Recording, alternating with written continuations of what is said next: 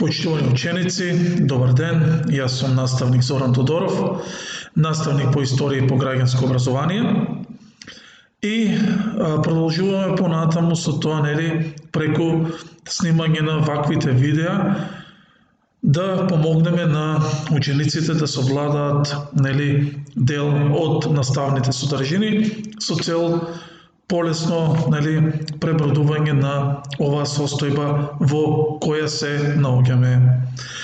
Денеска повторно ќе се дружиме со учениците од 7 оделение, продолжуваме понатаму со втората тема, која што, ја работиме. И практично денеска треба да зборуваме за создавањето на бугарската држава. Инаку треба да се знае дека во текот на раниот среден век ќе бидат создадени неколку држави на Балканскиот полуостров, а тие држави ќе бидат итекако голема опасност за византиската држава, која што била најмоќна држава на овие простори во тој временски период и себе си се сметала за наследник на Старата Римска империја, една од тие држави кои што ќе биде итекако голема опасност за Византија создавањето на бугарската држава, односно бугарската држава ќе биде таа која што ќе биде една од најголемите опасности за Византија. Така, ние денеска ќе имаме за цел да видиме како и на кој начин ќе биде создадена бугарската држава и кои се најважните работи кои што се случиле во бугарската држава во овој временски период. Во 6 и во 7 век во Бугарија веќе биле населени словенските племиња. Од историските извори кои што се достапни од овој временски период, може да се види дека Бугарија била населена од племето северјани и од сојузот на така наречените 7 словенски племиња. Северјаните ја населувале територијата некаде околу Добруџа, словените ја населувале територијата околу североисточна Бугарија и практично ги завземаат тие предели. Кога ќе дојдат на територија на Бугарија, тие ќе се сретнат со староседелското население тракијци, кои што од секогаш живееле тука. Но, бидејќи словенските племиња биле по-многобројни, ќе започнат да ги асимилираат, односно да ги претопуваат тракијците, односно фактички да ги вклучат во нивниот живот, со тоа што ќе им го наметнат јазикот, култура некоја и така натаму, практично тракијците да бидат претопени со словените. Во овој временски период ќе биде започнат и процесот на обединување на словенските племиња, односно, практично од овие вкупно 8 словенски племиња да биде создадена една држава на тие простори. Но, овој процес на обединување на словенските племиња бил запрен со навлегувањето на бугарите. Бугарите потекнуваат од Централна Азија и се дел од таа турско-монголска група на народи. Така наречените прабугари потекнувале некаде од територијата околу Каспиското езеро и оттаму се населуваат на територија на денешна Бугарија, тогашна Тракија. Треба да се напомене дека бугарските тогашни племиња биле прилично агресивни, воинствени и така натаму и практично навлегуваат и ги принудуваат словените да им плаќаат даноци. Меѓутоа исто така треба да се напомене дека и на словенските племиња и на бугарските племиња заеднички непријател ќе им биде Византија, па така практично заедно ќе се здружат и некаде во 681 година следува создавање на една бугарска држава. Иако словените биле помногобројни, сепак бугарските племиња биле по-воинствени.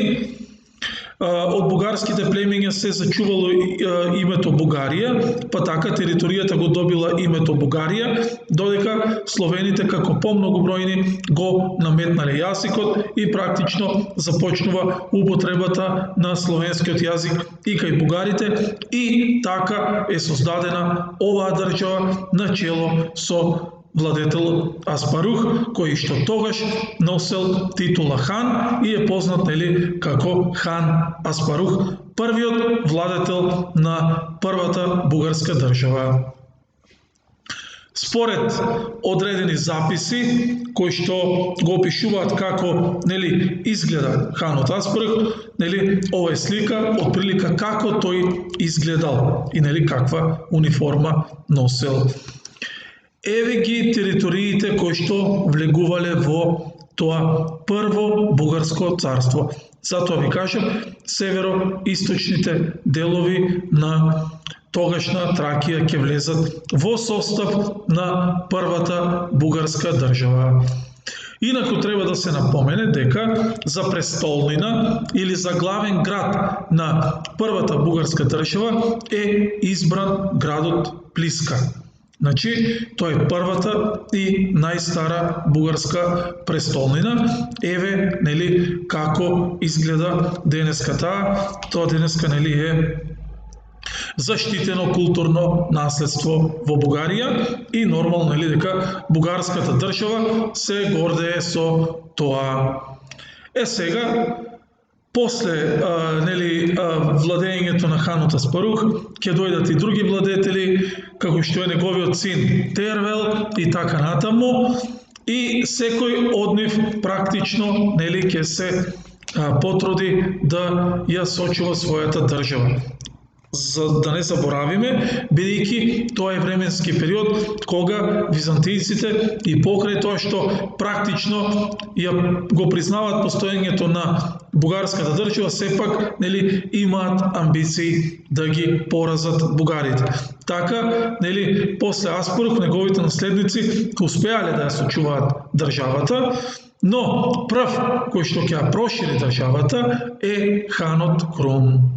Во 811 година, тој кај градот Преслав, кој што е втора бугарска престолнина, ќе ги порази византијците, а исто така ќе освои и Софија, односно Сердика. И така ги поразува византијците. Еве како изгледа ханот Крум, според одредени записи, кои што гледате, владел од 803 до 814 година. Ова е една слика која што символизира како ханот Крум ја прославува победата, инаку тогаш победата се прославувала вообичаено со вино, со консумирање на вино. После, владењето на ханот Крум, во 814 година е подпишан 30 годишен мир, тогаш владее познатиот владетел Омуртак. Еве како изгледа владетелот Омуртак. Тој владее, како што гледате, од 814 до 831 година и еве ја картата на Бугарија, односно ова со потемната црвеникава боја, всушност ни покажува колкава ќе биде Бугарија во тој временски период. Иначе, тој е временски период кога се распаѓа сојузот на аварските племиња, па тоа го искористува Бугарија и се проширува на север. И со тоа практично Византија сметала дека се загрозени нејзините интереси. Нареден важен крал, кој што е еден исто така од најважните владетели во првата бугарска држава или во првото бугарско царство, е владетелот Борис I. Тој успева значително да ја прошири Бугарија и тоа Бугарија да ја прошири на териториите во Македонија и во Јужна Албанија. И за време на царот Борис I, Бугарија практично станува регионална сила. Сега,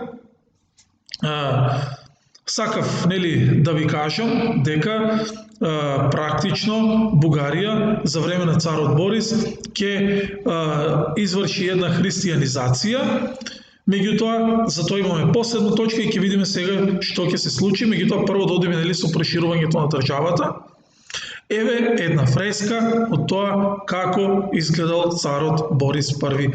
Фреската е малку уништена, меѓутоа сепак имаме визуелна представа за тоа да видиме како изгледал царот Борис I. Бугарија после царот Борис, само момент, Бугарија после царот Борис, значи нема да ославе, напротив, начело на државата ќе дојде исто така еден познат владетел, можеби еден од најголемите во историјата на Бугарија, тоа е царот Симеон. Царот Симеон, освен што ја проширил Бугарија, исто така е значаен и по тоа што значи ја поддржувал и бугарската култура, имал контакти со Климент Охридски и така натаму, меѓутоа за неговото владење е најзначајно тоа што тој имал една идеја која всушност се однесувала на тоа да биде ликвидирана византиската држава.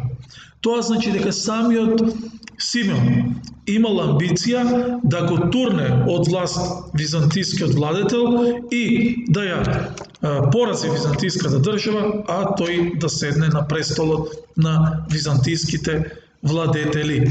Значи, освен тоа што најголем развој државата достигнува за време на Симеон, тој, гледате, имал намера и цел да ја порази византиската држава. Сега, после смртта на Симеон, тој значи не успел да ги оствари своите намери, додека ги планирал сите овие намери, него ќе го претекне смртта и така после неговата смрт на чело на државата дошол неговиот син Петар. Петар се покажал како добар владетел со тоа што успеал да ја сочува државата, иако историјата ни покажува дека многу често после смртта на најзначајниот владетел државата почнува да пропаѓа, меѓутоа Петар успеал да ја сочува државата, меѓутоа кон крајот на неговиот живот, кон крајот на неговото владење, Византија веќе зајакнала. Тоа е временски период кога на чело на Византија доаѓа познатиот владетел Јован Цимиски, кој што бил агресивен кон Бугарија и неопходно било да има судир помеѓу Византија и помеѓу Бугарија, меѓутоа тој не успел да доживее, да ја предводи Бугарија во тој судир, па така тој ќе умре некаде во 969 година, а неговиот престол ќе го завземе неговиот син Борис II. За жал на Бугарија, Борис II ќе владее само 2 години, од 969 година до 971 година, кога во 971 година византијците практично го поразуваат, односно го декласираат и не само тоа, го заробуваат. После неговото заробување ја ликвидираат бугарската држава, него го носат во заточеништво, односно во затвор во Константинопол, му ги слекуваат сите царски обележја, наметката, круната, чизмите и така натаму, а го праќаат, како што рековме, во затвор. Бугарија престанала да постои, а практично со тоа ќе биде уништена и првата бугарска држава, односно првото бугарско царство. Сега, прегеска ви кажав дека бугарите ќе го приватат христијанството. Тоа ќе се случува посебно за време на владењето на Борис I. Што се случува?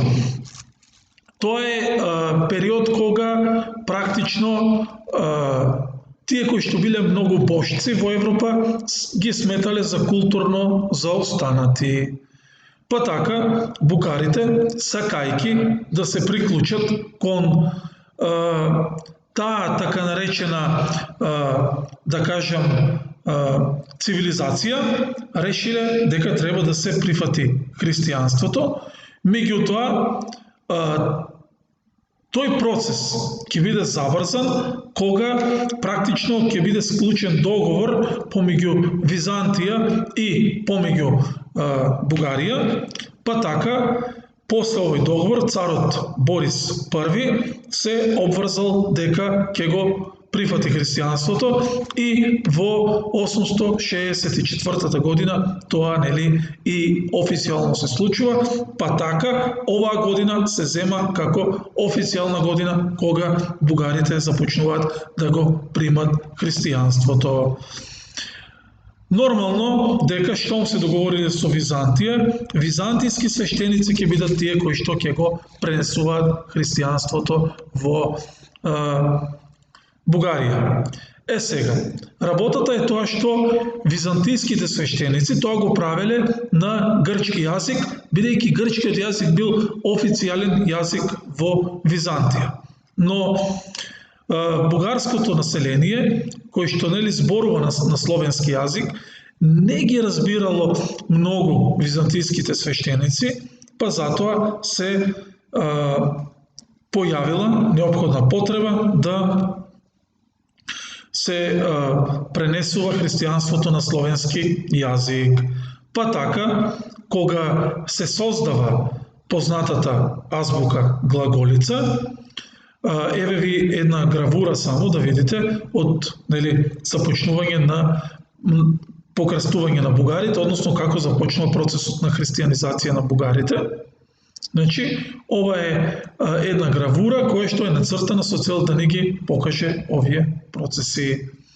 Сега, сакав да ви кажам дека после создавањето на азбуката Глаголица и после посебно враќањето на учениците на Кирил и на Методи од Моравија, кои ќе бидат прифатени од бугарската држава, практично Бугарија ќе го забрза процесот на наметнување на христијанството на словенски јазик. Така, со помош на Климент и на Наум, практично христијанството во бугарската држава ќе биде наметнато на словенски јазик. Па после прифаќањето на христијанството и развивањето на писменоста ќе започне процесот на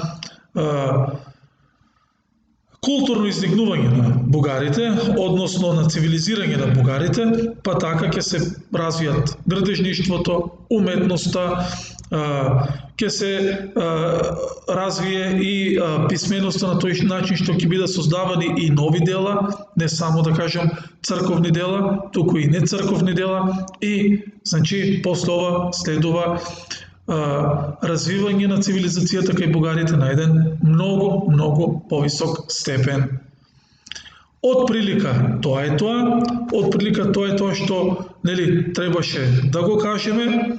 Се надевам дека ова што го зборувавме, дека беше јасно. Се надевам дека ова што го кажавме ви привлече внимание и се надевам дека сега имате една визуелна представа за што точно станува збор. Отприлика тоа е тоа, а ние ќе се видиме со наредно видео и со наредна лекција.